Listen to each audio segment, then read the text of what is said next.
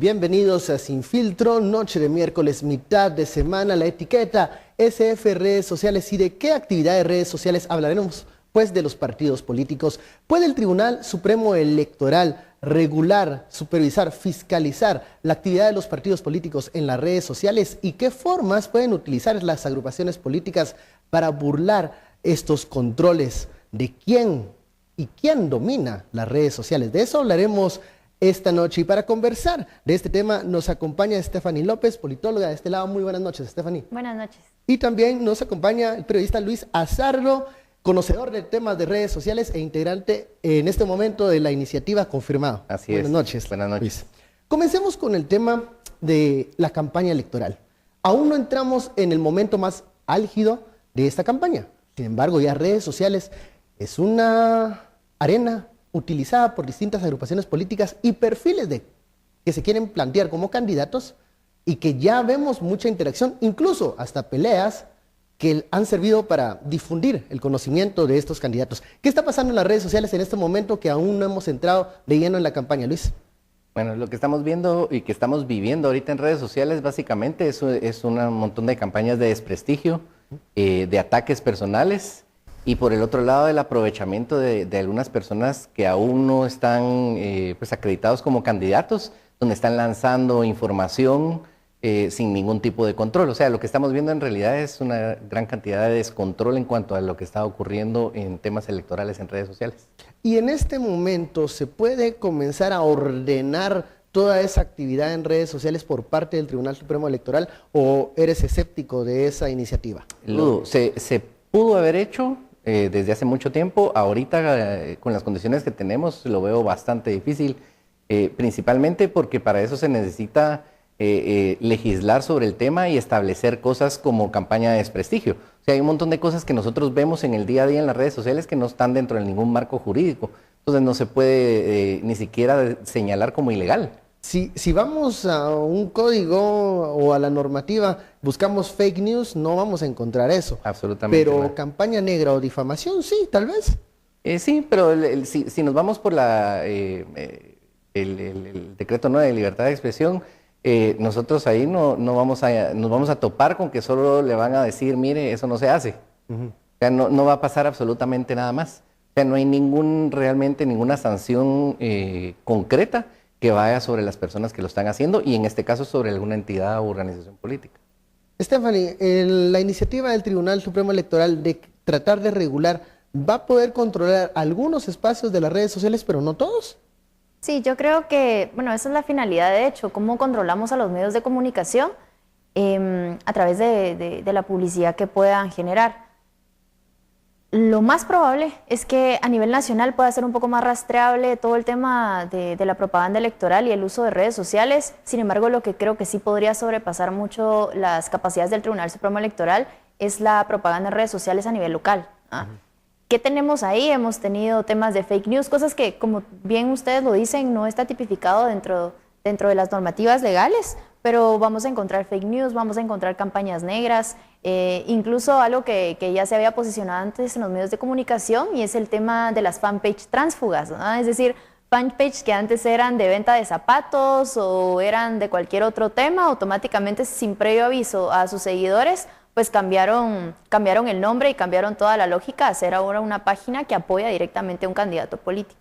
Eso, el tema de la propaganda electoral anticipada, que ya lo estamos viendo, y a eso hay que agregarle el tema de la pauta publicitaria, que no se puede meterle a redes sociales, sobre todo si viene de candidatos específicos, ¿verdad? Y eso, creo, el último caso sí lo hemos observado en algunas publicaciones, aquella palabra minúscula que dice publicidad. Sí. ¿Eso sí es más fácil de rastrear para el Tribunal Supremo Electoral? De hecho, sí lo han rastreado.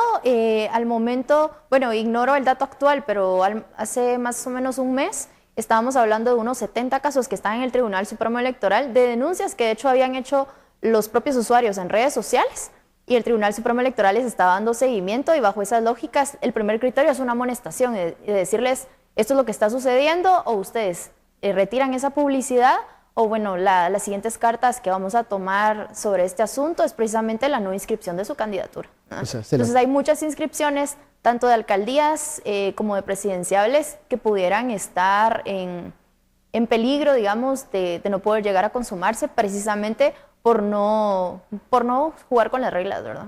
Ahora, lo que hablaba Stephanie, muchas veces vemos fanpage que salen de la nada apoyando a X o Y candidato y que tal vez en otro momento se dedicaban a otra cosa. ¿Se puede rastrear esa actividad en las redes sociales? Sí, de hecho, desde el 2017 empezaron tanto Facebook como Twitter empezaron a permitir que uno pues, abiertamente pueda buscar los archivos de la pauta y de cómo se están administrando las páginas. Más o menos a mediados, finales del 2018, ya estaba totalmente abierto para que cualquier persona vea ahí de dónde son los administradores. Entonces, por ejemplo, hay un candidato aquí que sus administradores son de Guatemala, de Honduras, y hay uno en Costa Rica. Entonces uno ahí puede como sacar algún tipo de información. Luego, en los archivos, tanto de Twitter como Facebook, en el caso de Twitter, solo guarda los últimos 7 días, pero uno va al usuario específicamente de Twitter que uno está buscando y uno mira ahí toda la pauta que está metiendo y hacia dónde la está dirigiendo, a quién se la está enviando y todo lo demás. En el caso de Facebook, ahí sí está el histórico. Ahora, nosotros pudimos haber hecho, nosotros Guatemala pudimos haber hecho la gestión como lo hizo el Reino Unido, Estados Unidos, India y Brasil, para que se tuviera que registrar la gente para hacer pauta. ¿Ya? Si eso se hubiera hecho, se hubieran generado restricciones dentro de la misma red social. Entonces, por ejemplo, si yo quiero poner un contenido político de mi candidato favorito, aunque aquí existe una restricción para el candidato, no existe una restricción para una persona que apoya a ese candidato. Y con esas restricciones dentro de la red social, uno perfectamente tiene que registrarse antes de poder pautar cualquier cosa política. Entonces, al dejar el registro, uno sabe exactamente de dónde está saliendo el dinero. Porque a mí se me viene a la mente un ejemplo. Supongamos que yo soy candidato B, candidato A, quiero desprestigiar o quiero que sancionen a candidato A. Entonces busco a alguno de mis seguidores que comience a hacer publicidad, páginas, perfiles, donde mueva publicidad del candidato A para que sancionen a candidato A. Actualmente, ¿se puede investigar, rastrear toda esa información? Se puede detectar, pero no se va a saber quién está detrás, porque como no existe ningún registro público, no se va a saber quién está pautando detrás de esa página o dentro de ese perfil o lo que sea, tanto en Instagram, Facebook, Twitter, donde sea. Llegamos tarde para ese punto, entonces. Bastante tarde. Bueno, vamos a la primera pausa, la etiqueta SF Redes Sociales. Volvemos luego del corte.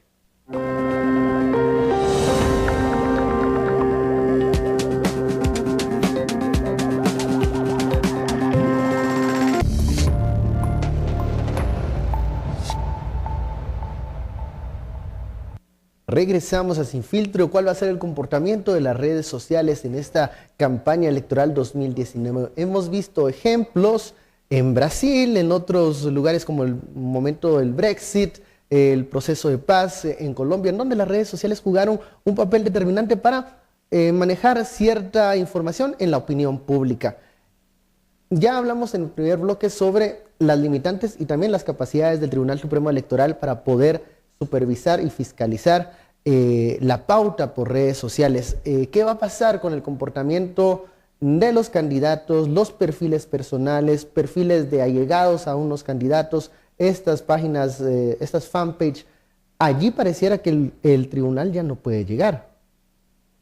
Hay muchos vacíos. Esto siempre sucede. Cada vez que hay una reforma y se aplica por una primera vez, siempre hay vacíos que se le encuentran por los cuales le dan la vuelta y se dice, bueno, no se restringe, pero tampoco se dice que no se puede hacer. Y sobre esos vacíos es que están jugando los candidatos al día de hoy.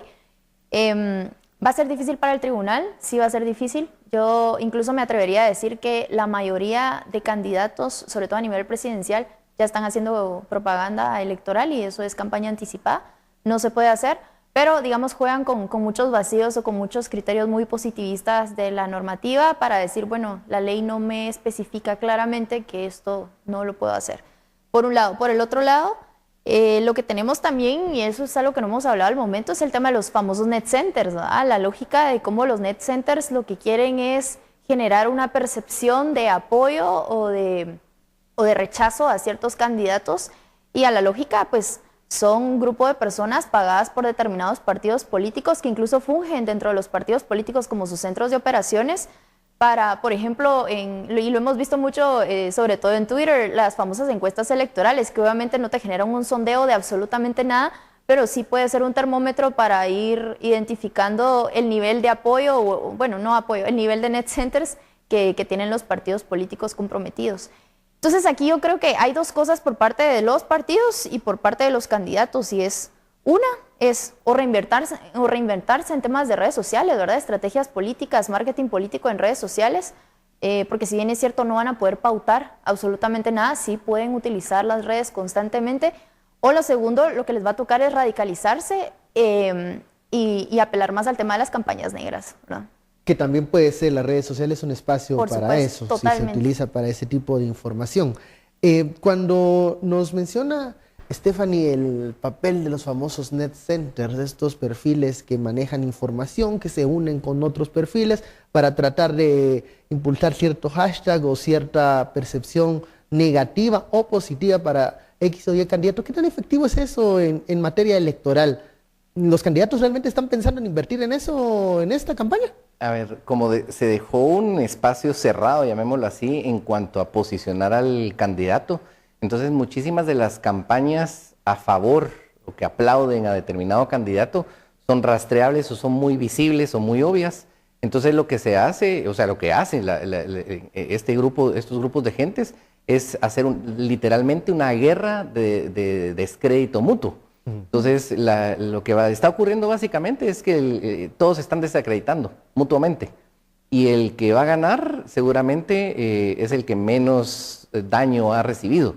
Esto en cualquier país ha generado bastante, pues, ha tenido un efecto bastante negativo. O sea, si nosotros vemos el caso de las elecciones en Estados Unidos, todo el tema de los rusos, o sea, ahí es la prueba clarísima de que el tema, no solo en los net centers, sino que en general la manipulación en Internet tiene efectos específicos. En el Brexit igual lo vimos.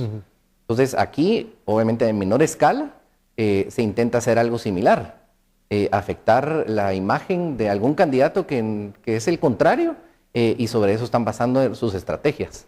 Y si a eso le sumamos que realmente aquí no estamos viendo grandes estrategias de posicionamiento de candidatos, sino que estamos viendo estrategias de descrédito de candidatos. Claro. Y eso no es público, pues. Hemos hablado de Twitter y de Facebook, pero hay una red social que llama mucho la atención, es el WhatsApp, en donde este tipo de cadenas incluso es muy fácil de difundir a grupos más específicos, cuando uno tiene un grupo de familia, un grupo del trabajo, y cae una fake news uno de estos bulos, y muchas veces se distribuye más rápidamente por WhatsApp que por Facebook y Twitter. Allí tampoco hay ninguna posibilidad de filtrar ese tipo de información más que el usuario. Para nada. El problema con WhatsApp en general, como es un sistema de mensajería propiamente, entonces uno en los chats grupales pues agrega a la gente que pues de alguna forma tiene alguna similitud o algún contacto o conexión directa con uno. Lo que ocurre dentro de esos grupos regularmente, y lo hemos visto, cualquiera que esté en algún grupo de esos se va a dar cuenta, ocurre una homogenización del pensamiento. Cuando alguien piensa distinto, más de alguien lo termina insultando y se termina saliendo. Entonces, los que van quedando dentro de ese grupo, todos piensan igual. Y ahí, si vamos generacionalmente, hay un problema de las generaciones que ya son mayores, y las generaciones que son mayores son más crédulas. Como no han pues convivido muchísimo dentro del Internet, porque son más viejos, llamémoslo así, estas personas vienen y son bastante crédulas con todo lo que reciben. Entonces permean inmediatamente todas esas mini burbujitas en WhatsApp, y entonces ahí es donde se riega la desinformación. O sea, la mayor cantidad de desinformación que se corre en cualquier lado, hay una buena cantidad de estudios sobre eso, es en WhatsApp. ¿Cómo podemos hacer para contrastar ese tipo de información que sé seguro ahora en marzo, finales de marzo, cuando comience la campaña, y hasta junio o la segunda vuelta, vamos a estar inundados de mensajes en WhatsApp, en Twitter y en Facebook, donde va a haber mucha desinformación? ¿Cómo podemos contrastarlo? Yo creo que eso de pronto ya podría cerrarlo un poquito más, Luis, pero de entrada en WhatsApp, la parte más fácil para poder identificar si es una fake news o una noticia falsa es que no tiene fuente, ¿no? Es decir, son noticias que vienen del anonimato, que no hay posibilidad de ser verificadas, y ese es uno de los principales criterios con los cuales uno puede automáticamente desechar una noticia, ¿no? Y lo segundo, que era precisamente el tema de que son totalmente irrastreables, y no solo son irrastreables, sino que ni siquiera podemos utilizarlas como para medir el nivel de alcance que tienen las cadenas en WhatsApp, como por ejemplo sí se podría hacer en Twitter o sí se puede hacer en Facebook.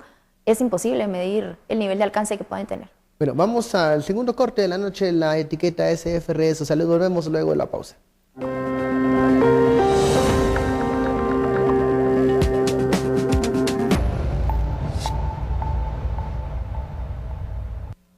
¿Podrá el Tribunal Supremo Electoral regular las redes sociales o supervisarlas, ya que no hay una normativa aprobada en ese campo? Pero ya hemos hablado de ejemplos negativos que pueden sucederse en redes sociales o que esperamos que van a pasar en las próximas semanas. Pero ¿hay posibilidad de un uso positivo de los partidos políticos por parte de las redes sociales, aprovechando que no tienen ahora tanto espacio ni en radio ni en televisión? Yo diría que es realmente el espacio donde más podrían ganar, pues no voy a decir seguidores, ni voy a decir fans, sino que voy a decir gente que de alguna forma podría generarles algún tipo de credibilidad. Y es porque es el lugar perfecto donde ellos se pueden ver de una forma natural. ¿Ya? Divulgar sus ideas de forma más fresca. Así es. O sea, algo que nosotros lo vemos naturalmente en los demás contactos que tenemos en redes sociales, y es que ocurre de una forma natural. Y nosotros los conocemos, y esa forma natural la identificamos y por ende nos sentimos identificados. Y por eso es que seguimos muchas veces a la gente, porque nos sentimos identificados. Pero el problema es que el candidato, lejos de aprovechar eso, lo que genera es una barrera. Contrata un community manager que sea intermedio entre el público y él, y entonces ahí pierde totalmente todo lo que podría hacer. ¿Puede asistirse de un community manager? Por supuesto. Y de un estratega y todo lo que quiera, de un analista.